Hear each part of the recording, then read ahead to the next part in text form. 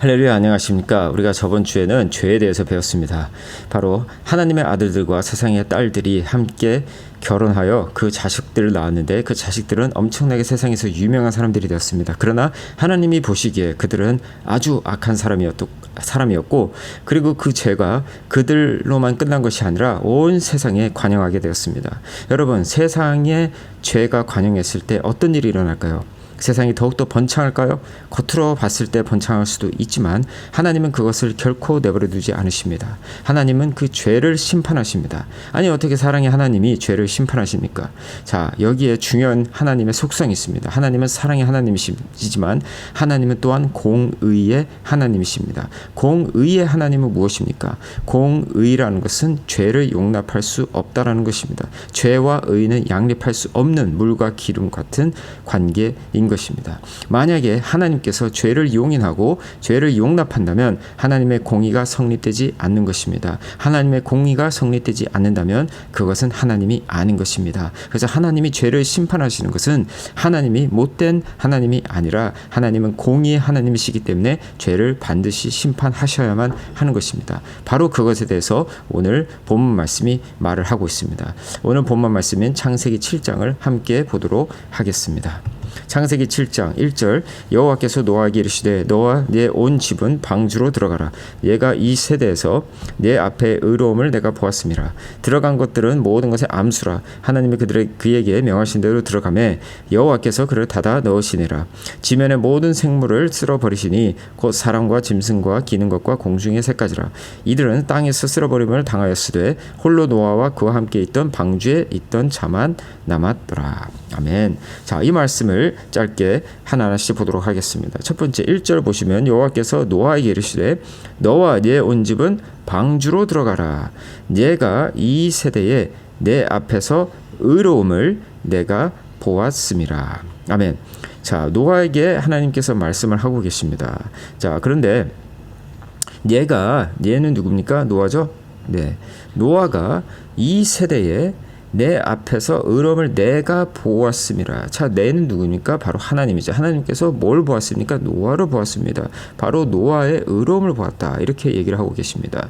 자, 누구의 관점에서 본 겁니까? 그것은 바로 하나님의 관점에서 노아를 바라보신 것입니다. 노아가 의롭다고 한 것은 노아 스스로를 지칭한 것도 아니고 다른 사람이 노아를 의롭다고 한 것도 아니고 바로 하나님이 하나님의 기준에서 바로 말씀을 하신 것입니다. 어떻게 노아가 의로울 수가 있습니까? 어떻게 노아는 사람인데 그럴 수가 있습니까? 물론 노아는 사람이었기 때문에 완벽한 자가 아니었지만 그 당대에 사람들의 비교했을 때에 훨씬 더 의로움이 있었다. 그러면 노아의 의로움의 비결은 무엇입니까? 자, 우리가 자세히는 알 수가 없지만 본문 말씀에 쭉쭉 나오는 것을 보면 노아는 하나님의 말씀에 순종하는, 말씀하신 대로 그대로 따르는 사람이었다라는 것을 우리가 알 수가 있습니다. 그 이야기는 노아의 의로움은 사람이 착해서 바른 생활을 했기 때문에 나온 것이 아니라 하나님께 순종했기 때문에 하나님으로부터 말미암은 그런 의였음을 우리가 볼 수 있습니다. 오늘 본문 말씀 다시 보시면요, 너와 내 온 집은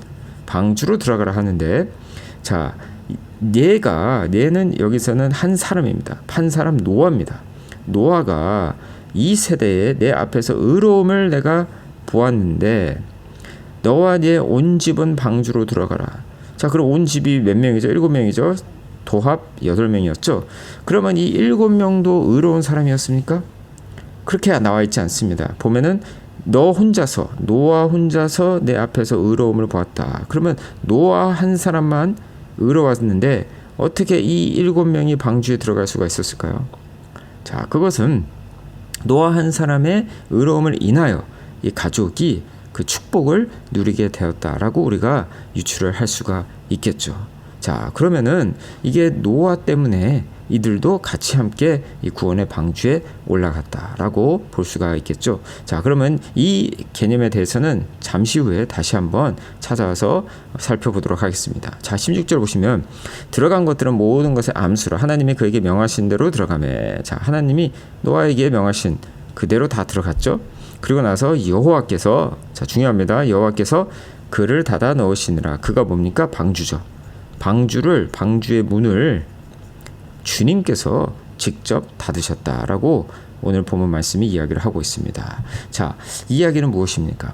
바로 하나님이 구원의 주관자가 되신다는 것입니다. 하나님이 구원의 방주를 시작하시고 하나님이 구원의 방주를 닫으시고, 그래서 하나님께서 구원의 방주를 인도하셨다. 자, 근데 구원의 방주, 이 방주 누가 지었습니까? 노아가 지었죠.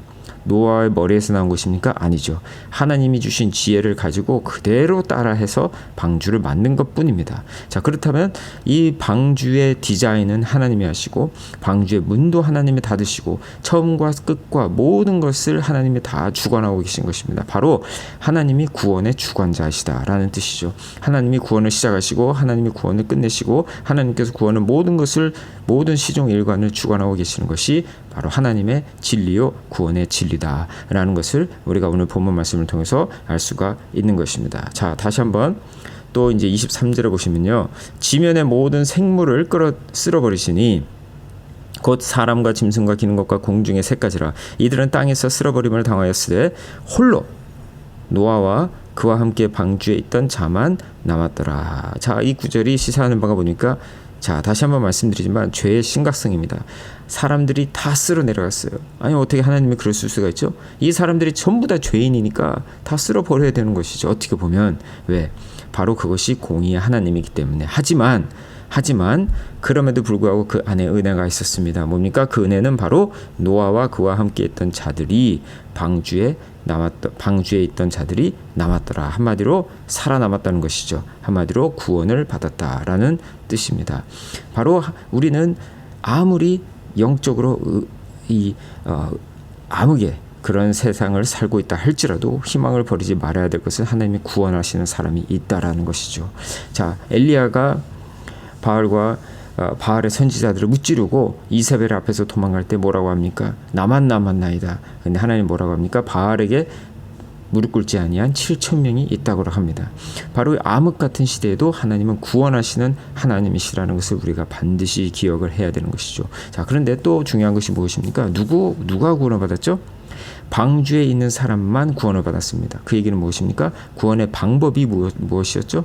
구원의 방법은 하나밖에 없었다는 겁니다. 그 구원의 방법이 무엇입니까? 바로 방주였습니다. 하나님은 방주라는 그 한 가지 방법을 가지고 구원하기를 원하셨다는 것이죠. 자, 그러면 우리가 여기서 우리가 배워야 될 것이 무엇입니까? 오늘 본문 말씀을 통해서 우리가 배워야 될 것이 바로 이것입니다.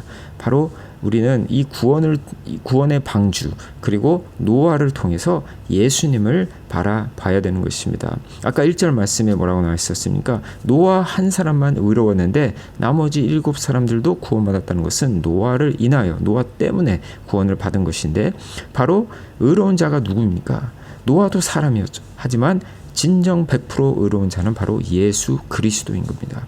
예수님이 의롭기 때문에 우리도 그의 의로 말미암아 구원을 받는 것입니다. 우리는 의롭지 않습니다. 우리는 아무리 착한 일을 해도 하나님 앞에서 절대로 선한 자가 될 수 없는 것입니다. 근데 예수님께서 바로 우리를 위해서 죽으시고, 그래서 우리의 모든 죄값을 치르시고 바로 우리를 의롭다 하기 위해서 부활하셨습니다. 로마서 4장 25절 말씀대로 주님의 부활의 이유는 우리를 칭의하시기 때문입니다.